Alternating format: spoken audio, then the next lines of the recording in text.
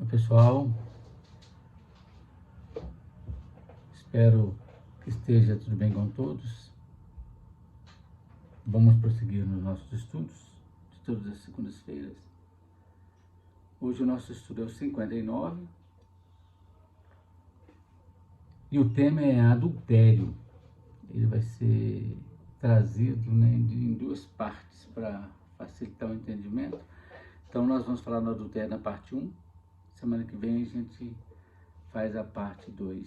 Está escrito em Mateus 5, de 27 a 32, Lucas 16, 18. E conforme a gente faz, é baseado na obra do Pastorino, né? A gente fala isso todas as vezes. Mateus registrou assim: ouvistes o que foi dito, não adulterarás.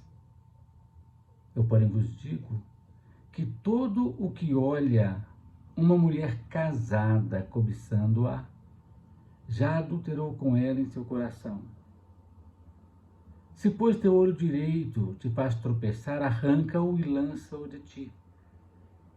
Pois te convém mais que se perca um dos teus membros, do que todo o teu corpo seja lançado no vale dos gemidos.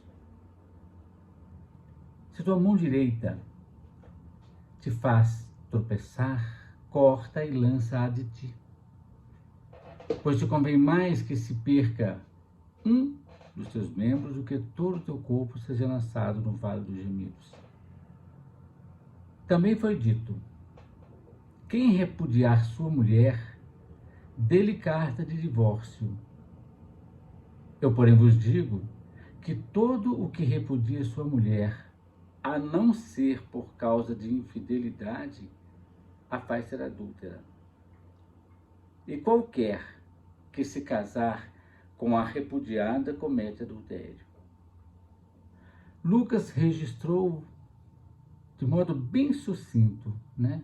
O Mateus trouxe mais essas informações, o Lucas registrou assim: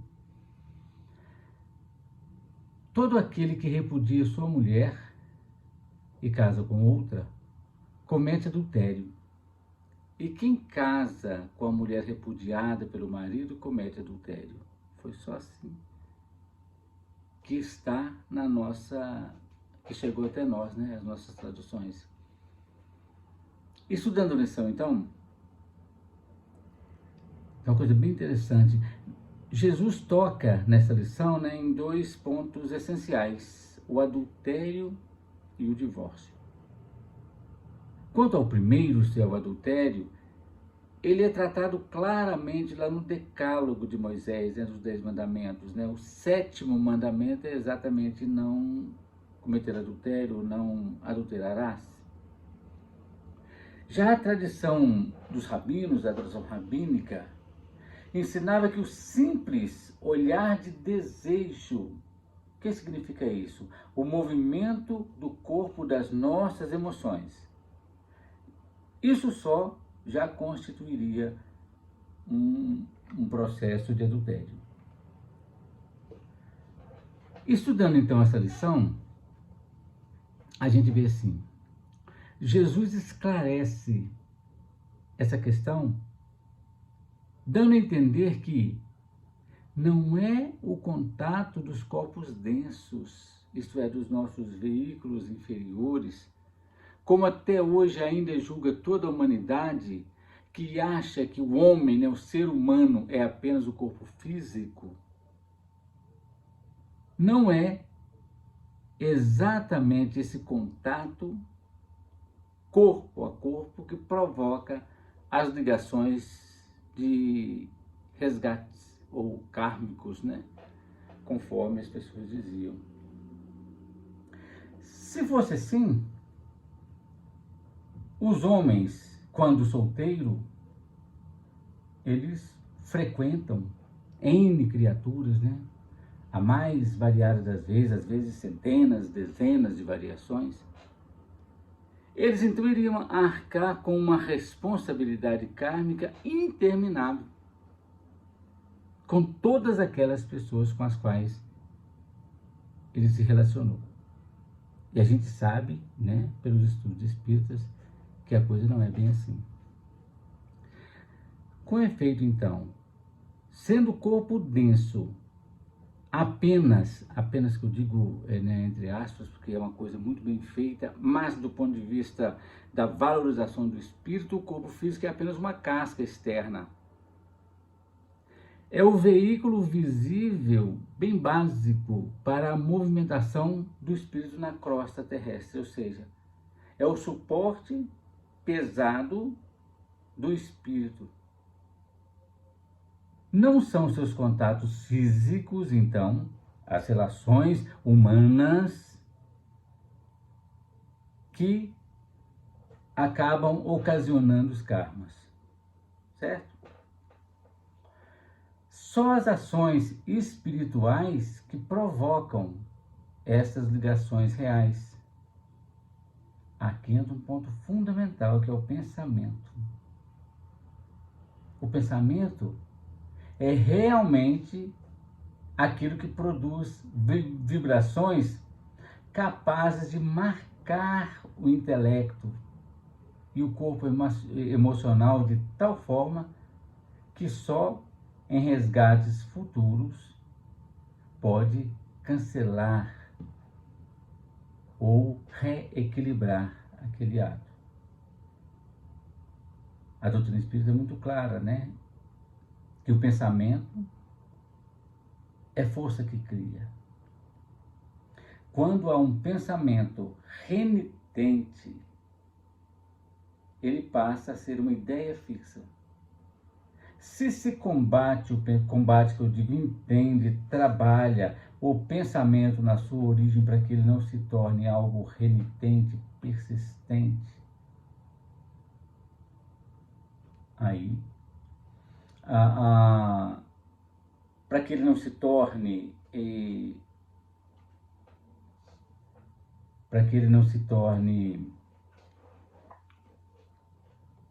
a ideia fixa, aí a gente precisa entender bastante esse conceito, por isso que é trazida a ideia do pensamento.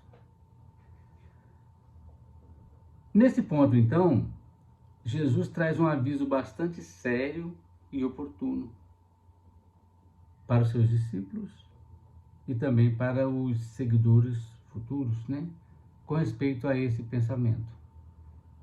De fato, né, o ato material, sem coparticipação do espírito, só traria consequências kármicas se produzisse prejuízos de ordem material ou moral a quem participasse daquela situação, os atores daquela peça. Não havendo, então, prejuízo, nada de nocivo vai acarretar, porque não vai deixar marca. Mas não se pode dizer o mesmo em relação ao plano do pensamento. É lógico, né, gente, que não é qualquer pensamento que vai criar karma. A ideia não é essa. Como eu já adiantei aqui, não é qualquer pensamento. Assim como não é qualquer semente que cai no solo e que vai produzir uma árvore, também não vai ser qualquer pensamento que vai produzir uma situação desequilibrada. O simples olhar, admirar a beleza, julgando uma criatura vistosa, bonita, elegante, isso não vai criar karma. O que causará vínculos fortes é aquilo que eu disse no início. E carente de resgate é o olhar insistente que provoca movimentos internos, bem internos mesmo, emocionais de grande intensidade. Chegando aí, por vezes, até as sensações extremamente estabelecidas, que acaba acontecendo uma ligação fluídica entre os dois seres. E olha que interessante, mesmo que um deles o ignore. Por isso, quando Jesus fala para a gente vigiar e orar, é também nesse sentido. Avaliar os pensamentos que chegam, porque nem todos são nossos, para que a gente possa entender e não entrar em processo de culpa. Então, essa força mental em ação tem seu ponto de partida no espírito, impregnando nele suas consequências, que no futuro vai carecer de resgate. Vamos entender um pouco, na visão mosaica, o que significava naquela cultura, na época de Jesus, o adultério. O adultério, então, na lei mosaica, era a infidelidade da esposa ou da noiva ao seu senhor. Isso é fundamental.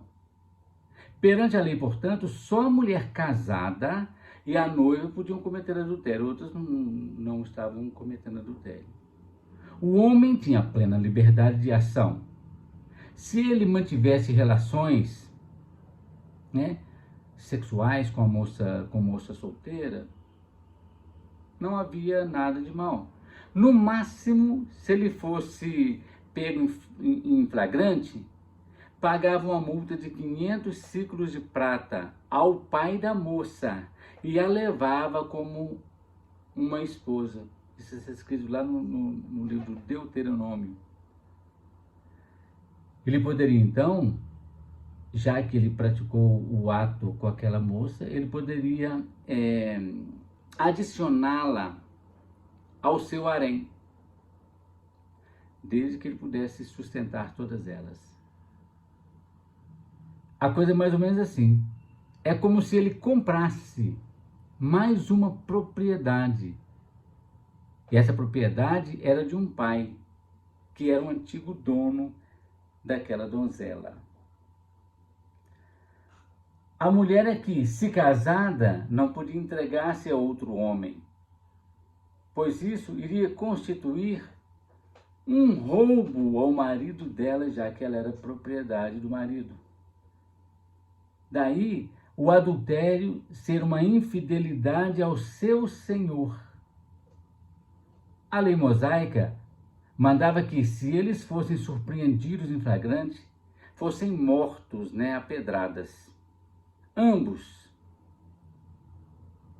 Caso a mulher tivesse marido ou noivo, também em Deuteronômio e também no livro Levítico. A ela, porque for infiel ao seu dono. E a ele, porque ele tinha lesado a propriedade alheia. Lógico que Jesus não aprova isso. Não tem como. Por isso que não concordou com o apedrejamento da mulher adúltera. E Jesus traz dois, então, exemplos fantásticos em relação ao divórcio e adultério, falando do olho direito e a mão direita. Olha, olho direito, mão direita. A maioria esmagadora da humanidade é constituída de gente destra, direita, que simboliza a ideia de justiça. E o lado esquerdo simboliza a do amor, a da compreensão. Por isso Jesus disse, se alguém lhe ferir na face direita, vira-lhe a outra. Porque se alguém me fere na face direita, é porque eu tinha algum débito na justiça. Na justiça kármica, vamos chamar assim. E eu deveria, então, virar a ele a outra face, isto é, a face do amor. É lógico, gente? Ninguém vai entender esse ato de arrancar o olho e cortar a mão como uma atitude física, mas logicamente um aspecto moral. Jesus autoriza o repúdio, isso é muito interessante, da mulher ou o divórcio, mas restringe Só se isso acontecer quando a esposa seja infiel, isto é, pratique relações sexuais com outro homem. Nesse caso, o repúdio, o divórcio, deixaria a mulher livre, podendo unir-se a outro. Oh, gente, olha que interessante. Por que que Jesus aprova a ideia do divórcio? Porque Jesus é a manifestação do amor divino na terra. E o amor é livre. Só existe amor na liberdade. Por isso que a maioria das relações nossas, dos encontros, dos relacionamentos, são processos de reajuste. Assim, na maioria esmagadora das vezes. Porque o amor mesmo, ele liberta. O amor é igualzinho quando a pessoa tenta, a medida correta do amor não é nem a mão cheia nem a mão aberta, porque a mão aberta não segura tipo água nenhuma, a mão fechada também ela escapa. Então a medida do amor é a conchinha, é o aconchego, né?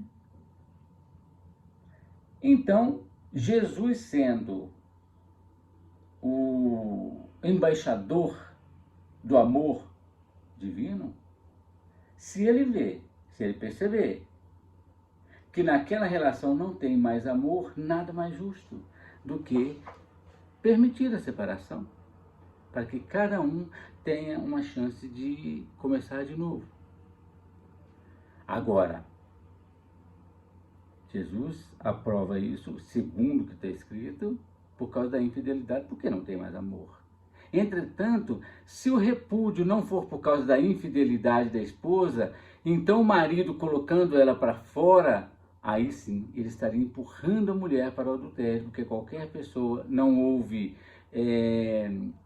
aquela separação, então qualquer pessoa que encontrasse com ela, que a recebesse, cometeria adultério, porque de fato ela não era divorciada.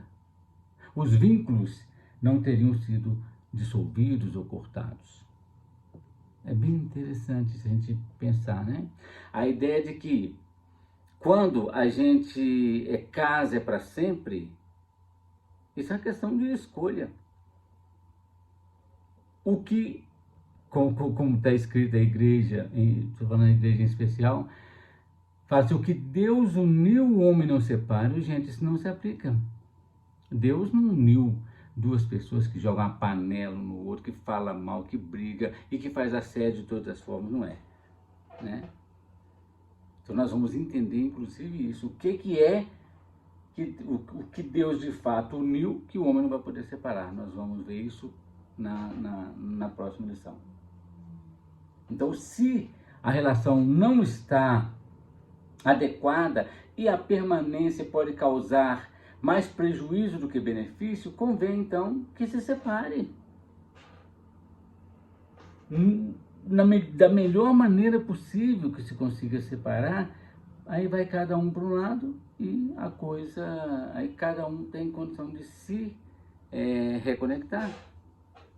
Porque se nós temos N encarnações, nós já tivemos várias oportunidades, já encontramos e reencontramos várias pessoas, né? Lucas, conforme nós falamos, ele trouxe a visão completamente reduzida, né? E ele não fala nada dessa exceção que Jesus falou. Ele apenas traz a ideia geral de proibir o repúdio. Ele não fala, por exemplo, no caso disso que nós estamos falando agora, de uma separação espontânea e voluntária dos dois cônjuges. Às vezes o pessoal chega numa coisa e fala assim, ó gente, ó, não vai dar, vamos separar, porque a nossa vida separada é melhor do que a nossa vida junto, né? E a prescrição, então, é clara. Que o homem não cometa a injustiça de repudiar a esposa depois que viveu com ela, dando quase a entender se tratar de um caso em que ela não quer e ele a coloca para fora. Aí é complicado, aí é outra situação, né? Uma pessoa com quem se conviveu tanto tempo, e depois mesmo não querendo, a mulher não querendo separar, dando um exemplo assim, mais prático, o homem a coloca para fora. Aí não dá certo. Essa própria exceção, então, é apontada como lícita. Quando ela mesma, tipo a esposa, prefere sair de casa para se unir a outro homem, parece confirmar que quando o afastamento é voluntário da parte de ambos, nada impede de se darem a liberdade. A liberdade do homem, a liberdade da mulher para trabalhar a sua própria liberdade. Vamos parar por aqui hoje, só para a gente dividir o estudo assim ao meio. Nós trouxemos então a parte de Mateus e a parte de Lucas. E na semana que vem nós vamos falar do aspecto mais profundo, porque com certeza o adultério que Jesus fala é o adultério espiritual, né? Não é o adultério carnal. Aquele é em relação à lei e à vivência no processo de cada existência, né? Obrigado, então, que Jesus nos ampare sempre. E na segunda que vem, a gente continua. Obrigado, gente.